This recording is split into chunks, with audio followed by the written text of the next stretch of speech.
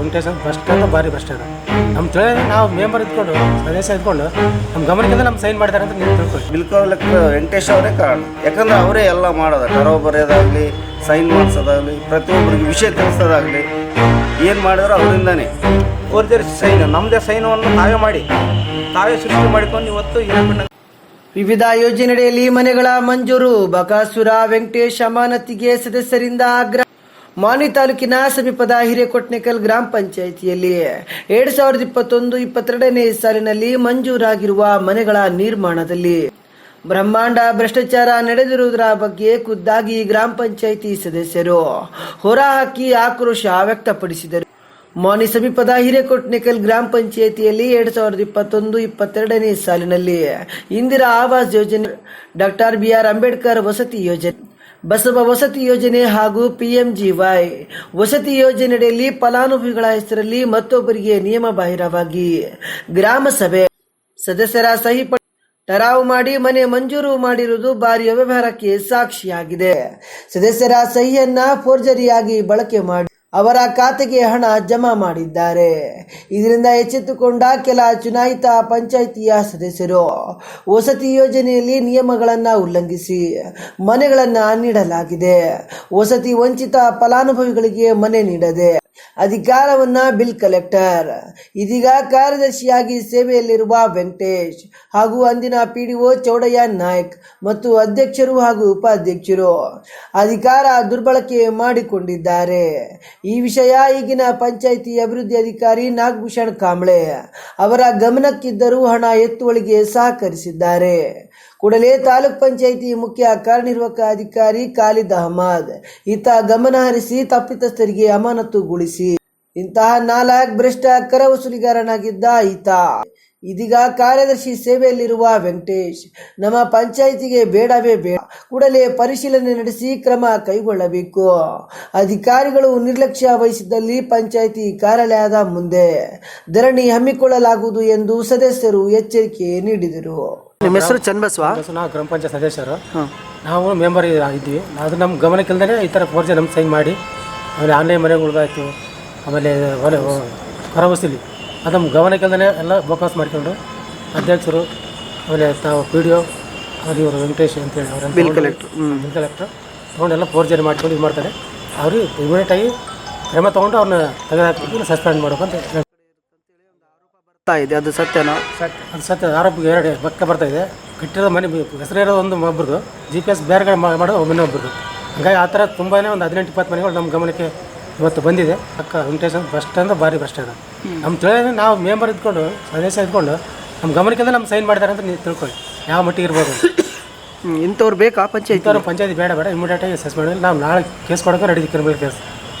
ಈ PDO ಮತ್ತು ಪಂಚಾಯತಿ ಕಾರ್ಯದರ್ಶಿ ಎಲ್ಲ ನಮಗೆ ಗೊತ್ತಿಲ್ಲದೇ ಎಲ್ಲ ಫೋರ್ಜರಿ ಸೈನ್ ತಗೊಂಡು ಎಲ್ಲ ಅವ್ಯವಹಾರ ಮಾಡಿ. ಈಗ ರವಿಕುಮಾರ್ ಅವರು ಕನ್ನಡದಲ್ಲಿ ಮಾಡ್ತಾರೆ, ಇಂಗ್ಲೀಷಲ್ಲಿ ಸಹಿ ಆಗಿದೆ ಅಂತ ಹೇಳ್ತಾರೆ. ಇದಕ್ಕೆ ಬಿಲ್ ಕಲೆಕ್ಟರ್ ಅವರೇ ಪ್ರಮುಖ ಕಾರಣ ಅಂತಾರೆ. ಅದಕ್ಕೆ ಬಿಲ್ ಕಲೆಕ್ಟರ್ ವೆಂಕಟೇಶ್ ಅವರೇ ಕಾರಣ. ಯಾಕಂದ್ರೆ ಅವರೇ ಎಲ್ಲ ಮಾಡೋದು, ಟರೋ ಬರೆಯೋದಾಗಲಿ, ಸೈನ್ ಮಾಡಿಸೋದಾಗಲಿ, ಪ್ರತಿಯೊಬ್ಬರಿಗೆ ವಿಷಯ ತಿಳಿಸೋದಾಗಲಿ ಏನು ಮಾಡಿದ್ರು ಅವರಿಂದನೇ. ಇದು ನಮ್ಮ ಗಮನಕ್ಕಿಲ್ಲ. ನಾವು ಮಾಜಿ ಅಧ್ಯಕ್ಷರು ಅವಾಗ ನಮ್ಮ ಗಮನಕ್ಕಿಲ್ದೇ ಮತ್ತು ಇಂಥವೆಲ್ಲ ಮಾಡಿ ಇನ್ನೂ ಎಷ್ಟು ಅವ್ಯವಹಾರ ಮಾಡ್ಯಾರೋ ಅದು ದೇವರಿಗೆ ಗೊತ್ತು. ನಾಳೆನೇ ಅವ್ರನ್ನ ಅಮಾನತುಗೊಳಿಸಿ ಹೊರಗೆ ಹಾಕಿಬಿಡು.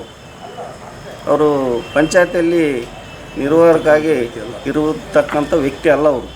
ಯಾಕಂದ್ರೆ ಇಂಥ ಫೋರ್ಜರಿ ಅಂದರೆ ಎಷ್ಟು ಮಾಡ್ಯಾರ ನಮಗೆ ಗೊತ್ತಿಲ್ಲದೇ ಇನ್ನೂ ಎಷ್ಟು ಮಾಡ್ಯಾರನು. ಈಗ ಗೊತ್ತಿದ್ದೇ ಎಷ್ಟು ಮಾಡ್ಯಾರ ಅಂದ್ರೆ ಇನ್ನೂ ಗೊತ್ತಿಲ್ಲದು ಎಷ್ಟು ಇರ್ಬೋದು. ಅವ್ರಿಗೆ ಮನೆಗೆ ಕಳಿಸ್ಬೋದು. ಬೇರೆ ಪಂಚಾಯತಿಗೆ ಹೋದ್ರೂ ಇದೇ ತೆಗೆದ ಮಾಡ್ತಾರೆ ಅವರು. ಈ ಪಂಚಾಯತ್ ಅಲ್ಲ, ಬೇರೆ ಪಂಚಾಯತಿಯಲ್ಲಿ ಹೋದ್ರೂ ಅಲ್ಲಿನ ಅನ್ಯಾಯ ಆಗ್ತದೆ. ಇಲ್ಲಿ ಮಾಡಿದವ್ರು ಇನ್ನೊಂದಲ್ಲಿ ಮಾಡೋಲ್ಲ ಅಂತೇನು ಗ್ಯಾರಂಟಿ? ಈಗ ನಾವೊಂದು ಮಾಜಿ ಅಧ್ಯಕ್ಷರಿದ್ದು ನಮ್ಮ ಗಮನಕ್ಕಿಲ್ಲ, ಈ ಕಡೆ ಈ ಅಧ್ಯಕ್ಷ ಗಮನಕ್ಕಿಲ್ದ, ಮತ್ತು PDO ಅವರು ಮಾಡ್ತಾರೆ ಅಂದರೆ ಇದು ಎಷ್ಟರ ಮಟ್ಟಿಗೆ ಇರ್ಬೋದು ಹೇಳ್ರಿ? ಅದಕ್ಕೆ ತಕ್ಷಣ ಶಿಕ್ಷೆ ಆಗ್ಬೇಕು ಅವ್ರಿಗೆ. ಯಾಕಂದ್ರೆ ಇವಾಗ ಫೋರ್ಜರಿ ಅಂದರೆ ಏನು ಸಾಮಾನ್ಯ ಅನ್ರಿ? ನಮ್ಮ ಸೈನ್ನ ಇನ್ನೊಬ್ರು ಮಾಡ್ತಾರೆ ಅಂದ್ರೆ ಅದಕ್ಕೇನು ಬೆಲೆ ಇಲ್ಲ. ಇವತ್ತೇನೋ ನಮ್ಮ ಫೋರ್ಜರಿ ಸೈನ್, ನಮ್ಮದೇ ಸೈನವನ್ನು ತಾವೇ ಸೃಷ್ಟಿ ಮಾಡಿಕೊಂಡು ಇವತ್ತು ಹಿರೇಕೊಟ್ನೆಕಲ್ ಗ್ರಾಮ ಪಂಚಾಯತಿಯಲ್ಲಿ ಮನೆಗಳ ಯಾವುದೇ ಗ್ರಾಮ ಪಂಚಾಯತ್ ಸದಸ್ಯರು ಗಮನಕ್ಕಿಲ್ದಂಗೆ ಇವತ್ತು ಆಯ್ಕೆ ಮಾಡಿರ್ತಾರೆ.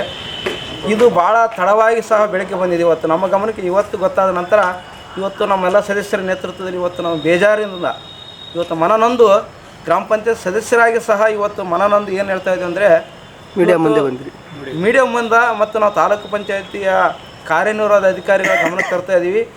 ಅವರ ಮೇಲೆ ತಪ್ಪಿಸ್ತರ ಮೇಲೆ ಏನಿದೆ ಇದನ್ನು ಪರಿಶೀಲನೆ ಮಾಡಿ ಯಾರು ಫೋರ್ಜಿ ಮಾಡಿದ್ದಾರೆ ಅವರ ಮೇಲೆ ಕಾನೂನು ವ್ಯಾಪ್ತಿಯಲ್ಲಿರ್ತಕ್ಕಂಥ ಅವರ ಮೇಲೆ ಕಾನೂನು ವ್ಯಾಪ್ತಿಯಲ್ಲಿ ಕೇಸು ದಾಖಲೆ ಮಾಡಬೇಕು. ಹಾಗೂ ನಮ್ಮ ಇರ್ತಕ್ಕಂಥ ಗ್ರಾಮ ಪಂಚಾಯತ್ ಸದಸ್ಯರಿಗೆ ನ್ಯಾಯ ಕೊಡಿಸ್ಬೇಕು. ಈಗಾಗಲೇ ಏನು ಫಲಾನುಭವಿಗಳನ್ನು ಆಯ್ಕೆ ಮಾಡಿದ್ದಾರೆ ಮರು ನೇಮಕ ಮಾಡಬೇಕು. ಅವ್ರನ್ನ ಏನು ಮನೆಗಳು ನೇಮಕ ಮಾಡಿಕೊಂಡಿದ್ದಾರೆ ತಾವೇ ಸೃಷ್ಟಿ ಮಾಡಿ ಅದನ್ನು ಮರು ನೇಮಕ ಮಾಡಿ ನಮ್ಮ ಸದಸ್ಯರಿಗೆ ನ್ಯಾಯ ಕೊಡಬೇಕು. ಹಾಗೂ ಈಗೇನು 2023 ಮತ್ತು 24ನೇ ಸಲ ಪ್ರಧಾನಮಂತ್ರಿ ಆವಾಸ್ ಯೋಜನೆ ಅಡಿಯಲ್ಲಿ ಏನು ಮನೆ ಶಂಕ್ಷನ್ ಆಗಿದ್ದಾವೆ ಅದರಲ್ಲಿ ಸಹ ನಕಲಿ ಸೃಷ್ಟಿ ಮಾಡಿ ಇವತ್ತು ಅನುದಾನವನ್ನು ದುರುಪಯೋಗ ಮಾಡಿಕೊಂಡಿದ್ದಾರೆ. ಅದನ್ನು ಸಹ ತನಿಖೆ ಮಾಡಬೇಕು. ಅದೇ ರೀತಿಯಲ್ಲಿ 15 ಕಸ ಆಗಿರ್ಬೋದು, ಇವತ್ತು ಜನರಲ್ಲಿ ಕಟ್ತಕ್ಕಂಥ ಕರವಸೂಲಿ ಆಗಿರ್ಬೋದು, ಇದು ಯಾವುದು ಸಹ ನಮ್ಮ ಗ್ರಾಮ ಪಂಚಾಯತಿಲಿರ್ತಕ್ಕಂಥ ಯಾವುದು ಸದಸ್ಯರಿಗಾಗಿರ್ಬೋದು, ಮಾಜಿ ಅಧ್ಯಕ್ಷರಿಗಾಗಿರ್ಬೋದು, ನಮ್ಮ ಇಲ್ಲಿರ್ತಕ್ಕಂಥ ಎಲ್ಲ ಸದಸ್ಯರ ಗಮನಕ್ಕಿಲ್ಲ. ದಯವಿಟ್ಟು ಇದನ್ನು ಪರಿಶೀಲನೆ ಮಾಡಿ ನಮ್ಮ ಗ್ರಾಮ ಪಂಚಾಯತ್ ಸದಸ್ಯರು ಎಲ್ಲರಿಗೂ ಸಹ ಇವತ್ತು ನ್ಯಾಯ ಕೊಡ್ತಕ್ಕಂಥ ಕೆಲಸ ಆಗಬೇಕು. ಇಲ್ಲಾಂತಂದರೆ ನಾವು ಕಾಲಾವಕಾಶ ಕೊಡ್ತಾ ಇದ್ದೀವಿ ಶ್ರೀಮಾನ್ಯ ಕಾರ್ಯನಿರ್ವಹಣಾಧಿಕಾರಿಗಳು ಮಾನ್ಯವರಿಗೆ. ಕಾಲಾವಕಾಶ ಏನಾದರೂ ನಮಗೆ ನ್ಯಾಯ ದೊರಕಿಸಿಕೊಡದೇ ಇದ್ದಲ್ಲಿ ಮುಂದಿನ ದಿನಗಳಲ್ಲಿ ಶ್ರೀಮಾನ್ಯ ಮುಖ್ಯ ಕಾರ್ಯನಿರ್ವಾಹಕರಾಗಿರ್ತಕ್ಕಂಥ ರಾಯಚೂರವರ ಗಮನಕ್ಕೆ ತಂದು ನಾವು ಹೋರಾಟ ಮಾಡ್ತೀವಿ. ಅಲ್ಲಿವರೆಗೂ ನಾವು ಬಿಡೋದಿಲ್ಲ. ಅದಕ್ಕೆ ಕಾರಣ ದಯವಿಟ್ಟು ಇದನ್ನು ಪರಿಶೀಲನೆ ಮಾಡಬೇಕು. ತಪ್ಪಿಸಿದ ವಿರುದ್ಧ ಕ್ರಿಮಿನಲ್ ಮೊಕದ್ದಮೆ ಮಾಡಿ ನ್ಯಾಯ ಕೊಡಿಸ್ಬೇಕಂತೇಳಿ ಈ ಮೂಲಕ ತಮ್ಮಲ್ಲಿ ವಿನಂತಿಸಿಕೊಳ್ತಾ ಇದ್ದೀವಿ. ಇದರಲ್ಲಿ ಯಾರು ಪ್ರಮುಖರು ತಪ್ಪಿಸ್ತಾರಲ್ಲಿ? ಇದರಲ್ಲಿ ನಮ್ಗೆ ಇಲ್ಲಿ ನಾವೇ ಹೇಳ್ತಕ್ಕಂಥದ್ದಂದರೆ ಮೊದಲನೇದಾಗಿ ಪಿ ಡಿ ಒ ಅವರು ಬರ್ತಾರೆ. ಯಾಕಂತಂದರೆ ಅಭಿವೃದ್ಧಿ ಅಧಿಕಾರಿಗಳು ಗ್ರಾಮ ಪಂಚಾಯತ್ ಸದಸ್ಯರ ಗಮನಕ್ಕೆ ತಂದು ಅದರಲ್ಲಿ ಒಂದಿರ್ತಕ್ಕಂಥ ಕಾನೂನು ಚೌಕಟ್ಟಿನಿರ್ತಕ್ಕಂಥದ್ದು ಮೊದಲನೇದಾಗಿ ಟರ್ವ್ ಮಾಡಬೇಕಾಗ್ತದೆ. ಒಂದು ಸಭೆ ಮಾಡಬೇಕಾಗ್ತದೆ, ಗ್ರಾಮ ಸಭೆ ಮಾಡಬೇಕಾಗ್ತದೆ. ಫಲಾನುಭವಿಗಳ ನೇಮಕ ಮಾಡ್ಬೇಕಂತಂದರೆ ಎಲ್ಲ ಸದಸ್ಯರ ನೇತೃತ್ವದಲ್ಲಿ ಒಂದು ಗ್ರಾಮ ಸಭೆ ಮಾಡಬೇಕು. ಇದು ನಮ್ಮ ಗಮನಕ್ಕೆ ಫಸ್ಟ್ ಆಫ್ ಆಲ್ ಬಂದಿಲ್ಲ. ಎರಡನೇದಂತಂದರೆ ಯಾವುದೇ ರೀತಿಯಲ್ಲಿ ಊರಿನಲ್ಲಿರ್ತಕ್ಕಂಥ ಫಲಾನುಭವಿಗಳು ಇಂಥವು ಆಯ್ಕೆ ಮಾಡ್ಬೇಕಂತಂದ್ರು ಯಾವುದೇ ರೀತಿಯಲ್ಲಿ ಟರ್ವ್ ಆಗಿರ್ಬೋದು, ಗ್ರಾಮ ಸಭೆ ಇರೋದು ಆಗಿಲ್ಲ. ಎರಡನೇದಾಗಿ ನಮ್ಮ ವಿಶೇಷವಾಗಿ ಟರ್ವ್ ಮಾಡಿದಾಗ ಅದರಲ್ಲಿ ಎಲ್ಲ ಸದಸ್ಯರು ಫೋರ್ಜಿ ಸೈನ್ ಮಾಡಿದ್ದಾರೆ. ಇವರೇಷನ್ ಸೈನು ತಾವೇ ಮಾಡಿದ್ದಾರೆ, ಅಧ್ಯಕ್ಷರು ಸೈನು ತಾವೇ ಮಾಡಿದ್ದಾರೆ, ಸೀಲು ತಾವೇ ಸೃಷ್ಟಿ ಮಾಡಿಕೊಂಡು ಇವತ್ತು ಅನುಮೋದನೆ ತಗೊಂಡು ಔಟ್ರು ಮತ್ತೆ ಇನ್ನೊಂದು ಮನೆಗೆ ಫೋಕಸ್ ಮಾಡಿದ್ದು ಸಹ ಇವತ್ತು ನಾವು ದಾಖಲೆ ಸಮೇತ ಇವತ್ತು ಗ್ರಾಮದಲ್ಲಿ ನಾವು ತೋರ್ಸೋಕ್ಕೆ ಸಿದ್ಧರಿದ್ದೀವಿ ನಾವೆಲ್ಲ ಸದಸ್ಯರು. ನಾಳೆ ಏನು ಮುಖ್ಯ ಕಾರ್ಯನಿರ್ವಾಹಕರಾಗಿರ್ಬೋದು ಮತ್ತು ವಸತಿ ನಿಗಮದಕ್ಕೆ ಏನು ಕಾನೂನು ವ್ಯಾಪ್ತಿಯಲ್ಲಿ ಏನು ಕೈಗೊಳ್ತೀರಿ ಅದಕ್ಕೆ ನಾವು ತಯಾರಾಗಿದ್ದೀವಿ. ತಾವು ಊರಲ್ಲಿ ಬಂದು ಪರಿಶೀಲನೆ ಮಾಡ್ಬೋದು. ಈಗಾಗಲೇ ಆ ಮನೆಗಳನ್ನು ಪರಿಶೀಲನೆ ಮಾಡ್ಬೋದು. ಇದು ಯಾವುದೇ ಗ್ರಾಮ ಪಂಚಾಯತ್ ಸದಸ್ಯರ ಗಮನಕ್ಕಿಲ್ಲ. ಈಗಾಗಲೇ ಅದು ಮನೆ ಸ್ಪೆಷಲಾಗಿ ಬಡವರಿಗೂ ಅಲ್ಲ, ತಾವೇ ಹಾಕ್ಕೊಂಡು ಏನು ತಮ್ಮ ಒಂದು ನೇತೃತ್ವದಲ್ಲಿ ಏನು ನಾಟಕ ಮಾಡಿದ್ದಾರೆ ಇವರೆಲ್ಲರೂ ಏನು ಮಾಡಿದಾರಲ್ಲ, ಪಿ ಡಿ ಒ ಆಗಿರ್ಬೋದು, ಕಾರ್ಯದರ್ಶಿ ಆಗಿರ್ಬೋದು, ಒಂದು ಟರ್ವ್ ಬರಬೇಕಂತಂದರೆ ಒಂದು ಗ್ರಾಮ ಸಭೆಯಲ್ಲಿ ಒಂದು ಹೃದಯ ಇದ್ದಂತೆ. ಅದು ಹೃದಯ ನಮ್ಮ ಗಮನಕ್ಕೇ ಇಲ್ಲ ಯಾರಿಗೂ. ಆ ಒಂದು ಹೃದಯವನ್ನು ಇವತ್ತು ನಮ್ಮ ಕೊಲೆಗಡಕರಾಗಿ ಮಾಡಿರ್ತಕ್ಕಂಥ ಪಿ ಡಿ ಒ ಆಗಿರ್ಬೋದು, ಕಾರ್ಯದರ್ಶಿ ಆಗಿರ್ಬೋದು, ಇವ್ರ ಮೇಲೆ ಮೊಕದ್ದಮೆ ಹಾಕಬೇಕು. ನಾಳೆ ಬಂದು ಪರಿಶೀಲನೆ ಮಾಡಬೇಕು. ಬೋಕಸ್ ಮನೆ ಸೃಷ್ಟಿ ಆಗ್ಯದ. ಈಗಾಗಲೇ 2 ಹಂತದ ಬಿಲ್ಲುಗಳು ಅವ್ರಿಗೆ ಮಂಜೂರಾಗ್ಯದ. ದಯವಿಟ್ಟು ಅದನ್ನು ನಾವು ತಮ್ಗೆ ತೋರ್ಸೋಕೆ ಮತ್ತು ತಮ್ಮ ಊರಿನಲ್ಲೇ ನಾವು ಎಲ್ಲ ಸದಸ್ಯರ ನೇತೃತ್ವದಲ್ಲಿ ತಮ್ಮ ಗಮನಕ್ಕೆ ತರ್ತೀವಿ. ತಾವು ಬಂದು ಪರಿಶೀಲನೆ ಮಾಡಬೇಕು. ಪರಿಶೀಲನೆ ಮಾಡಿ ಅವ್ರ ಮುಂದೆ ಈಗ ಕೂಡಲೇ ಈಗಿಂದೀಗಲೇ, ಯಾಕಂದರೆ ಈಗಾಗಲೇ ತಡವಾಗಿ ಬಂದು 2021, 22ನೇ ಶಾಲೆ ಕನಿಷ್ಠ 1-1.5 ವರ್ಷದಿಂದಲೇ ಇದನ್ನು ಮುಚ್ಚಿಟ್ಟು ಯಾವುದೇ ಗ್ರಾಮ ಪಂಚಾಯತ್ ಸದಸ್ಯರಿಗೇ ನಮ್ಮ ಗ್ರಾಮ ಪಂಚಾಯತ್ ಸದಸ್ಯರಿಗೆ ಗಮನಕ್ಕಿಲ್ದಂಗೆ ಇವತ್ತು ನಮ್ಮನ್ನು ಯಾವ ಪರಿಸ್ಥಿತಿ ತಂದಾರೆ ಅಂದರೆ ಊರಿನ ಜನರ ಮುಂದೆ ನಮ್ಮನ್ನು ಮರ್ಯಾದೆ ತೆಗಿತಕ್ಕಂಥ ಕೆಲಸವನ್ನು ಮಾಡಿ ಇವತ್ತು ಯಾವ ರೀತಿಯಲ್ಲಿ ಮನೆ ಬಂದಿದ್ದೇವೆ ಅಂತ ನಮಗೆ ಗೊಂದಲಕ್ಕೆ ಹಿಡಿದಿದ್ದಾರೆ ಅವರೆಲ್ಲ. ಈಗ ಗ್ರಾಮ ಪಂಚಾಯತಿ ಅಧ್ಯಕ್ಷರೇನಿದ್ದಾರಲ್ಲ, ನಿಮ್ಮ ಸಮ್ಮುಖದಲ್ಲಿ ಹೋಗಬೇಕಾಗುತ್ತಾ? ಒಂದು ಸಭೆ ಕರೆಲಾರ್ದಂಗೆ ಇಷ್ಟೊಂದು ಪ್ರಮಾಣದಲ್ಲಿ ಭ್ರಷ್ಟಾಚಾರ ಅವ್ಯವಹಾರ ನಡೆದರೂ ಕೂಡ ಅದೇನು ಹೇಳ್ತೀರ ಅದು? ಈಗಾಗಲೇ ಇದು ನನಗೆ ಅನಿಸ್ತದೆ ಆಲ್ಮೋಸ್ಟ್ ಅಲ್ಲಿ ಇದು ನಮ್ಮ ಗ್ರಾಮ ಪಂಚಾಯತಿ ಅಧ್ಯಕ್ಷರು ಕೂಡ ಗಮನಕ್ಕಿಲ್ಲ. ಇದು ಈಗ ಅವ್ರು ಹೇಳ್ತಾ ಇದ್ದಾರೆ ನನಗೆ ಗಮನಕ್ಕಿಲ್ಲ. ನಾವು ಈಗಾಗಲೇ ನಾಗಭೂಷಣ ಇರ್ತಕ್ಕಂಥ ಚಾಲ್ತಿಯಲ್ಲಿರ್ತಕ್ಕಂಥ ನಾಗಭೂಷಣ ಕಾಂಬಳೆ ಅವ್ರನ್ನ ವಿಚಾರ ಮಾಡಿದಾಗ ಇದು ನನಗೆ ಯಾವ ರೀತಿಯಲ್ಲಿ ನನಗೆ ಗಮನಕ್ಕಿಲ್ಲ. ತಾವು ಯಾವುದೇ ರೀತಿಯಲ್ಲಿ ನಾವು ಕರೆದಾಗ ನಾವು ಬಂದು ನಾವು ಮಾತಾಡೋಕ್ಕೆ ಸಿದ್ಧ ಇದ್ದೇವೆ ಅಂತ ಅವರು ಆಲ್ರೆಡಿ ಹೇಳಿದ್ದಾರೆ.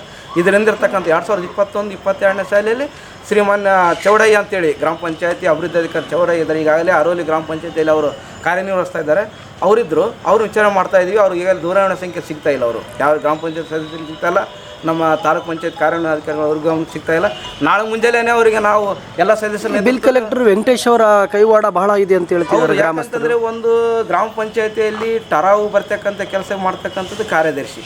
ಇವತ್ತು ಆಗು ಹೋಗುಗಳು ಗ್ರಾಮ ಪಂಚಾಯತಿಯಲ್ಲಿ ಆಗು ಹೋಗುಗಳಿಗೆ ಸಮಸ್ಯೆಗಳಿಗಾಗಿರೋ ಸ್ಪಂದನೆ ಮಾಡ್ತಕ್ಕಂಥವ್ರು ಈ ಕಾರ್ಯದರ್ಶಿ ಆಗಿರ್ತಾರೆ. ಆ ಕಾರ್ಯದರ್ಶಿ ಆಗಿರ್ತಕ್ಕಂಥ ವೆಂಕಟೇಶ್ ಅವರು ಇದು ಭಾಳ ಮುಚ್ಚಿಟ್ಟಕ್ಕಂಥ ಕೆಲಸ ಮಾಡಿದ್ದಾರೆ. ಯಾರಿಗ ಸದಸ್ಯರ ಗಮನಕ್ಕೆ ತಂದಿಲ್ಲ ತರದೇ. ಮತ್ತು ವಿಶೇಷವಾಗಿ ಅವರು GPS ಮಾಡಿದ್ದಾರೆ. ಮತ್ತು ಅದಲ್ಲದೆ ಈಗ ಎಲ್ಲ ಗ್ರಾಮ ಪಂಚಾಯತ್ ಸದಸ್ಯರು ಇಲ್ಲಿರ್ತಕ್ಕಂಥ ಎಲ್ಲ ಗ್ರಾಮ ಪಂಚಾಯತ್ ಸರಿಸುಮಾರು 18 ಜನರ ಸೈನ್ಗಳನ್ನು ತಾವೇ ಒಂದು ಸೃಷ್ಟಿ ಮಾಡ್ಯಾರ, ತಾವೇ ಒಂದು ಫೋರ್ಜಿ ಸೈನು ಮಾಡಿದ್ದಾರೆ. ಅವ್ರ ಮೇಲೆ ಇವತ್ತು ನಾವೆಲ್ಲ ಆರೋಪ ಮಾಡ್ತಾಯಿದ್ದೀವಿ. ಇದು ಆದಷ್ಟು ತನಿಖೆ ಆಗಬೇಕು. ಈ ವೇಳೆ ಗ್ರಾಮ ಪಂಚಾಯಿತಿ ಸದಸ್ಯರು ರವಿ, ಅಮರೇಶ್, ಚನ್ನಬಸವ, ಗಂಗಪ್ಪ, ಶೇಖರಪ್ಪ, ನಾಗಪ್ಪ, ಯಲ್ಲಪ್ಪ, ಅಯ್ಯಪ್ಪ, ವೆಂಕೋಬ, ಶಾಮಿದ್ ಸೇರಿದಂತೆ ಈರೇಶ್ ಇನ್ನಿತರರು ಉಪಸ್ಥಿತರಿದ್ದರು. ಮುನಾರ ಅವರ ಉತ್ಪನ್ನ ಎಂಟೆಕ್ ಒಂದು ವಿಶಿಷ್ಟ ವೇಗವರ್ಧಕ ಪೋಷಕ. ಸ್ವಿಟ್ಜರ್ಲ್ಯಾಂಡ್, ಯುರೋಪ್ನಿಂದ ರೈತರಿಗಾಗಿ ತರಿಸಿದ ಉತ್ಪನ್ನ.